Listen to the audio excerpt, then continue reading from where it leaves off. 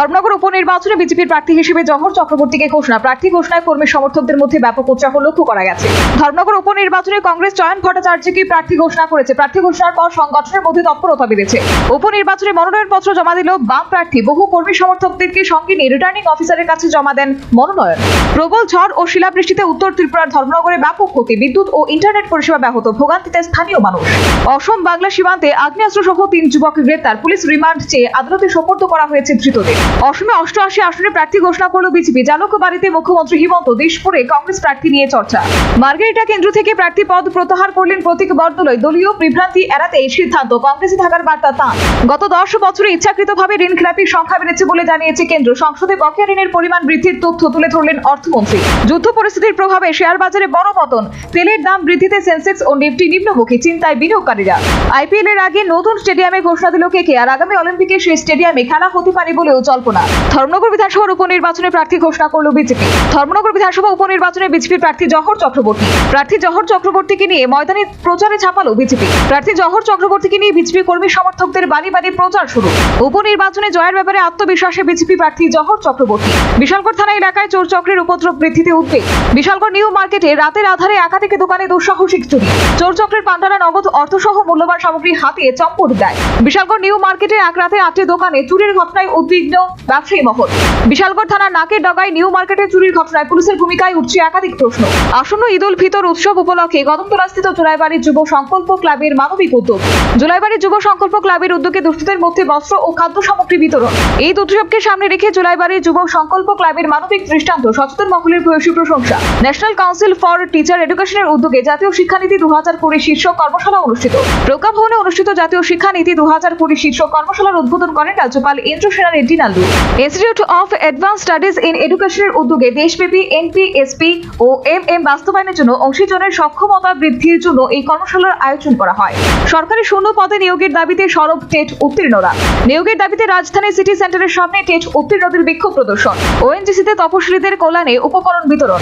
পিছিয়ে পড়াদের উন্নয়নে সামাজিক দায়বদ্ধতার নিদর্শন। মানবিক এই কর্মসূচিতে উপভোক্তাদের ব্যাপক সাড়া। প্রকৃতির রুদ্রমূর্তি, শিলাবৃষ্টি আর ঝড়ে লণ্ডভণ্ড ধর্মনগর।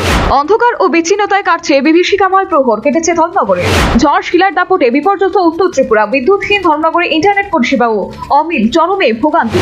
যোগাযোগ বিচ্ছিন্ন জনপদ। প্রাকৃতিক তাণ্ডবে বিধ্বস্ত ধর্মনগরের বাসিন্দারা এখন কেবলই স্বাভাবিক হওয়ায় অপেক্ষায়। আগামী 12 এপ্রিল অনুষ্ঠিত হতে চলেছে এডিসি নির্বাচন। এডিসি নির্বাচন উপলক্ষে ধলাই জেলা শাসকের কার্যালয়ে সর্বদলীয় বৈঠক অনুষ্ঠিত। কাকরাবন থানা এলাকা থেকে জামিন পাওয়া পলাতক আসামি পুলিশের জালে। অভিযুক্ত আসামি চিরঞ্জিত দাসকে পুলিশ আদালতে সোপর্দ করেছে। চৈত্রের প্রথম থেকে শুরু রাজ্য জুড়ে ঝড় বৃষ্টির দাপট। রাজ্যে বজ্রবিদ্যুৎ সহ বৃষ্টিতে হলুদ সতর্কবার্তা, ঝড়ো হওয়ার সম্ভাবনা প্রবল। আসামে বিধানসভা ভোটে প্রথম দফায় 88 জন প্রার্থীর নাম প্রকাশ করল বিজেপি। জালুকবাড়ি কেন্দ্র থেকে এবারও প্রার্থী হয়েছেন অসমের মুখ্যমন্ত্রী হিমন্ত বিশ্ব শর্মা। কংগ্রেস ছেড়ে বিজেপিতে যোগ দেওয়া প্রদ্যুৎ বরদলৈকে দিসপুর থেকে প্রার্থী করেছে বিজেপি। ছত্তিশগড়ের 214টি জায়গায় তল্লাশি অভিযানের বাজেয়াপ্ত হল 1013টি এলপিজি সিলিন্ডার। নৈতিক বিরোধের কারণে পদত্যাগ করেন এইচডিএফসি ব্যাংকের চেয়ারম্যান অতনু চক্রবর্তী। কেকে মিস্ত্রিকে এইচডিএফসি ব্যাংকের অন্তর্বর্তী চেয়ারম্যান নিযুক্ত করল আরবিআই। আসামের মার্গেরিটা কেন্দ্র থেকে প্রার্থী পদ প্রত্যাহার করলেন কংগ্রেস প্রার্থী প্রতীক বরদলৈ। বৃহস্পতিবার সেন্সেক্সের পতন হলো 1500 পয়েন্ট, পাল্লা দিয়ে নিফটি পড়ল 488 পয়েন্ট। রাজ্যের উন্নয়ন নিয়ে নবনির্মাণকে 9 বর্ষ শীর্ষক এক বই প্রকাশ করলেন মুখ্যমন্ত্রী যোগী আদিত্যনাথ। প্রধানমন্ত্রীকে জেওয়ার বিমানবন্দর উদ্বোধনের জন্য আমন্ত্রণ জানালেন উত্তরপ্রদেশের মুখ্যমন্ত্রী। গত 5 বছরে মহিলা ও শিশু সাইবার অপরাধ হয়েছে 9.5 লক্ষ, সংসদে জানালো কেন্দ্র। গুজরাটের সুরাতে জরি কারখানায় বিধ্বংসী বিস্ফোরণ, মৃত্যু হলো 2 জনের, আহত আরো 9 জন। কেরালায় 92 জন বিধায়কের বিরুদ্ধে রয়েছে ফৌজদারি মামলা, জানালো এডিআর রিপোর্ট। এলপিজি সংকটের প্রতিবাদে আগামী 23 মার্চ বন্ধ ডাক দিল কেরলের হোটেল রেস্তোরাঁ। আসাম বিধানসভা নির্বাচনে রাজ্যে 51টি আসনে প্রতিদ্বন্দ্বিতা করার সিদ্ধান্ত নিয়েছে তৃণমূল। আসাম নির্বাচনে 31টি আসনে লড়াই করতে চলছে ঝাড়খণ্ড মুক্তি মোর্চা। সঙ্গীত শিল্পী জুবিন গর্গের মৃত্যুর ঘটনার বিচারে ফাস্ট ট্র্যাক কোর্ট ঘোষণা করলেন আসাম সরকার। গারো হিলস এলাকায় আরো 24 ঘন্টার জন্য কারফিউ জারি করল মেঘালয় প্রশাসন। নাগাল্যান্ডের চুমুকিডিমা ফুটবল স্টেডিয়ামে শুরু হলো নবম উত্তর পূর্ব যুব উৎসব। মেঘালয়ে ব্যাপক ঝড় বৃষ্টিতে ক্ষতিগ্রস্ত 745টি গ্রাম, প্রভাবিত হয়েছেন প্রায় 50,000 নাগরিক। ভোট মিটেছে মাত্র 99.93%। বাকি ওই 0.7% কারা হন্যে হয়ে খুঁজছেন কি? প্রত্যেককে রক্তবিন্দুর দাম দিতে হবে। খামিনির ঘনিষ্ঠের মৃত্যুর বদলা নিতে হুঙ্কার হুঙ্কার মোস্তাবার। খামেনি পুত্রকে খুঁজে বের করে হত্যা করবই হুঙ্কার ইসরায়েলে। ইরানের ক্ষেপণাস্ত্রে তছরছ কাতারের বৃহত্তম প্রাকৃতিক গ্যাসের ঘাঁটি, পাল্টা ভয়ঙ্কর হামলার হুঁশিয়ারি ট্রাম্পের। হরমুজ উদ্ধারে মধ্যপ্রাচ্যে সেনা পাঠাচ্ছেন ট্রাম্প। এবার ইরানের বুকে ছুটবে মার্কিন বুক। মেয়ের বাড়ি যাওয়াই কাল, কোনো ব্লুপ্রিন্ট খতম। খামেনির ডান হাতে উঠছে অন্তর্ঘাতের তত্ত্ব। ওয়াশিংটনে রুবিওর বাসভবনের সামনে ড্রোন, মার্কিন বিদেশ সচিবকে খুনের ছক ইরানে। ইরানের পরমাণু কর্মসূচি নিয়ে মার্কিন গোয়েন্দা প্রধান তুলসী গাবার্ডের কণ্ঠে উল্টো সুর। প্রশ্ন উঠে গেল ট্রাম্পের দাবিতে। ভারত পাকিস্তান সংঘর্ষে জড়াতে না চাইলেও এখনো পারমাণবিক সংঘাতের আশঙ্কা মার্কিন গোয়েন্দা রিপোর্টে।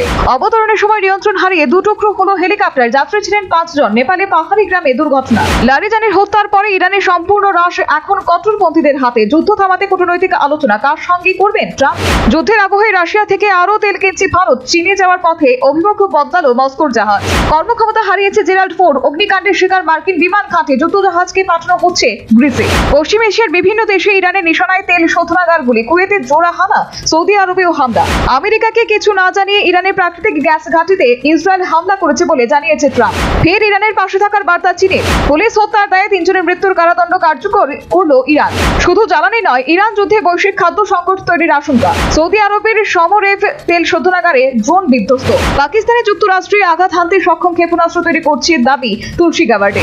দেব রুক্মিণী মিত্র মেহেন্দিতে প্রেমের ঝলক একসঙ্গে। রোমান্টিক মুহূর্তে ধরা পড়ে বিয়ের জল্পনা তুঙ্গে। শায়কের খোঁজা প্রাক্তন বৌদিকে নতুন দাম্পত্যের শুভেচ্ছার আড়ালে কথা কো। দিলজিৎ দোসাঞ্জির ট্যুর কর্মসংস্থানের জোয়ার। 943 কোটির ব্যবসায় 1.2 লক্ষ চাকরির দাবি। শাহরুখ খান এবার রোমান্টিক অবতারে। মেগা বাজেট প্রেমের ছবিতে কিং অফ রোম্যান্সের প্রত্যাবর্তন। সারা আলী খানের কেদারনাথ সফর ঘিরে বিতর্ক। অগ্নি পরীক্ষা ও ধর্মীয় পরিচয় নিয়ে প্রশ্ন। রান্নার গ্যাসের অগ্নিমূল্যের ছাকা অক্ষয়ের পকেটেও হেসেল সামলাতে দারুণ স্ট্র্যাটেজি শ্রী টুইঙ্কেলের। রণবীর কাপুরের ধুরন্ধর 2 নিয়ে চমক। রিলিজের আগে 30 বছর রেকর্ড ভাঙার দাবি। মমতা ব্যানার্জির কৌশল ফের আলোচনায়। তারকা প্রার্থীদের ভোটমুখী তৃণমূল। তালিকায় নাম নাই থাকায় খোঁজা ইমন চক্রবর্তী। সোশ্যাল মিডিয়ায় ব্যাঙ্গাত্মক পোস্ট। মঙ্গলবার ভাইরাল সেই পোস্ট। ভিকি কৌশলের মন্তব্যে বিতর্ক। বিবাহিতদের নিয়ে মন্তব্য নেট দুনিয়ায় সমালোচনা। 25 মার্চ থেকে শুরু কাজল স্মৃতি স্কুল ফুটবল। কাজল স্মৃতি স্কুল ফুটবলে অংশ নিচ্ছে 17টি দল। 17 দলীয় আসরের ফাইনাল ম্যাচ অনুষ্ঠিত হবে 12 এপ্রিল। 25 মার্চ রাজ্য ক্রীড়া পরিষদের বৈঠকে রাজ্যভিত্তিক 10টি ইভেন্টের ক্রীড়া আসর নিয়ে জল্পনা। খেলো ইন্ডিয়া গেমসে অংশ নিচ্ছে ত্রিপুরা দল। 25 মার্চ থেকে ছত্তিশগড়ে শুরু হচ্ছে 4টি ইভেন্ট নিয়ে খেলো ইন্ডিয়া প্রতিযোগিতা। ভারতীয় ক্রিকেট দলে ক্রিকেটারদের জন্য নতুন বেতন কাঠামো আনছে বিসিসিআই। রাজ্য ক্রীড়া পর্ষদ থেকে আর্থিক অনুদান না মেলায় একাধিক কোচিং সেন্টারের প্রশিক্ষণ বন্ধ হচ্ছে বলে অভিযোগ অভিভাবক মহলে। কাজল স্মৃতি স্কুল ফুটবলের জরুরি প্রস্তুতি শুরু হয়ে গেছে অংশগ্রহণকারী দলগুলোর মধ্যে। রাজ্যভিত্তিক হকি প্রতিযোগিতার আগে খেলোয়াড়দের নিয়ে চলছে প্রশিক্ষকদের জোর অনুশীলন।